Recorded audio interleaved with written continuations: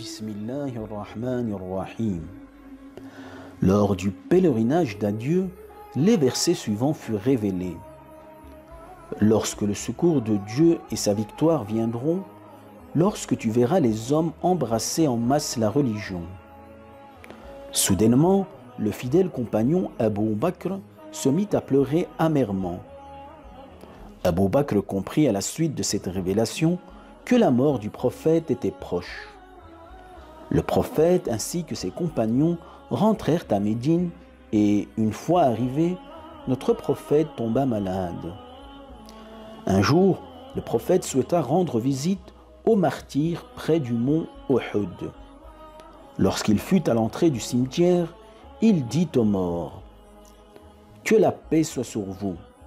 Vous êtes nos devanciers et je vous rejoindrai par la volonté divine. » Sur le chemin du retour, notre prophète se mit à pleurer en disant : « Mes frères me manquent. » Un des compagnons répliqua : « Ne sommes-nous pas tes frères ?» Le prophète répondit : « Vous êtes mes compagnons. Quant à mes frères, ce sont ceux qui viendront après moi et qui croiront en moi sans m'avoir vu. » Notre bien-aimé prophète versa des larmes pour nous. A-t-on, ne fût-ce qu'une seule fois, versé des larmes pour lui? En rentrant chez lui, le prophète se dirigea directement chez lui sans passer par chez sa fille Fatima.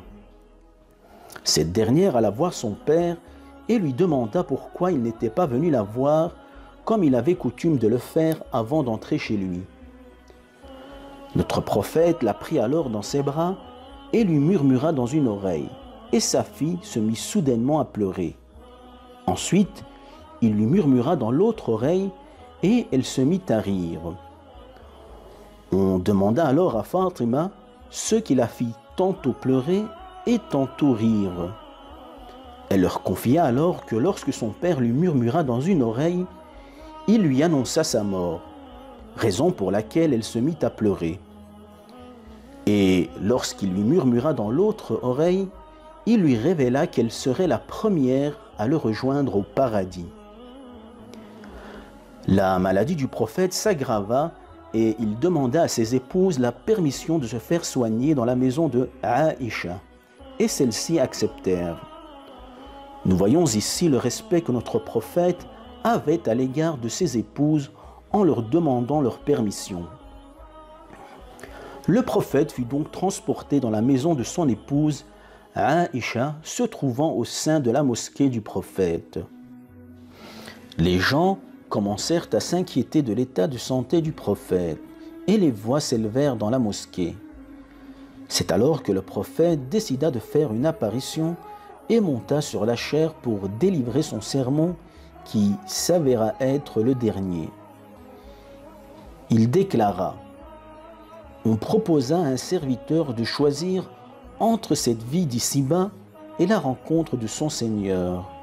Et le serviteur choisit la rencontre de son Seigneur. » Abou Bakr éclata en sanglots et se leva subitement en criant : « Je suis prêt à sacrifier père, mère et enfant pour toi, ô messager de Dieu. » Il comprit que le serviteur auquel le prophète fit allusion était lui-même.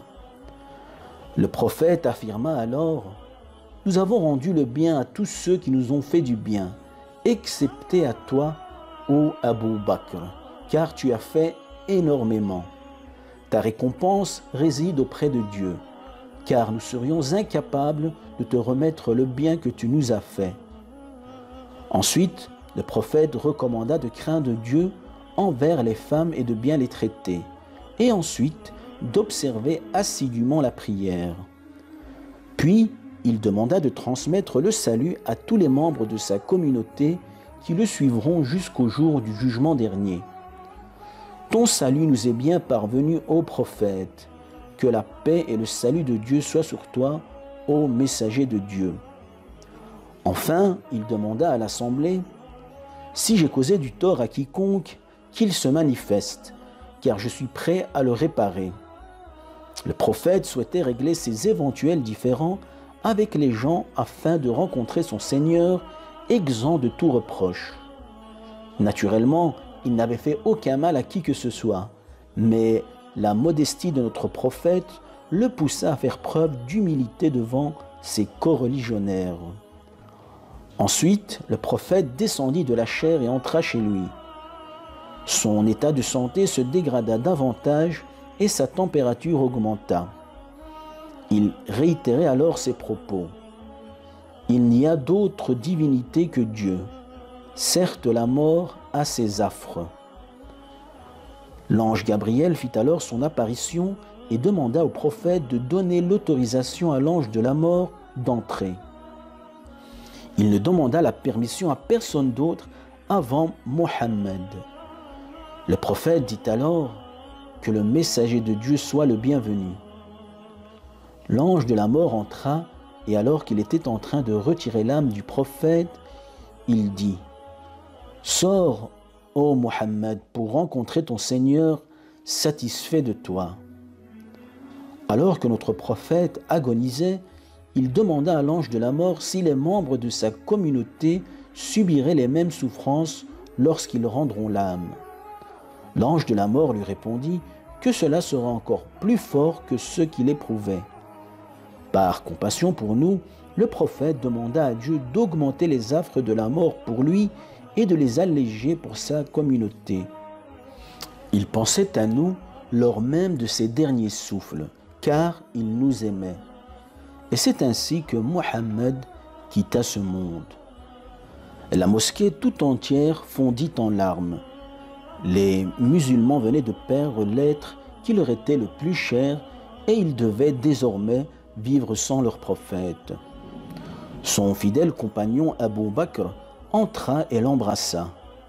Il lui dit alors les larmes aux yeux « Ô mon bien-aimé, ô mon cher compagnon, ô cher prophète, ton visage est radieux tant de ton vivant qu'après ta mort. Cette mort qui t'était prédestinée est maintenant passée, et il n'y aura plus de mort pour toi après cela. » C'est alors qu'il déclara la célèbre phrase qui est « Celui qui adorait Mohammed, sache que Mohammed est mort, et que celui qui adore Dieu, sache que Dieu est vivant et ne meurt jamais. » Ses compagnons effectuèrent le lavage mortuaire et l'enveloppèrent dans son linceul. Avant de l'enterrer, ils respectèrent les dernières volontés du prophète, à savoir de le laisser 1 heure devant sa tombe afin que Dieu puisse prier sur lui, et 1 autre heure afin que les anges prient sur lui. Puis il leur ordonna seulement de prier sur lui. Le meilleur des hommes venait d'être enterré.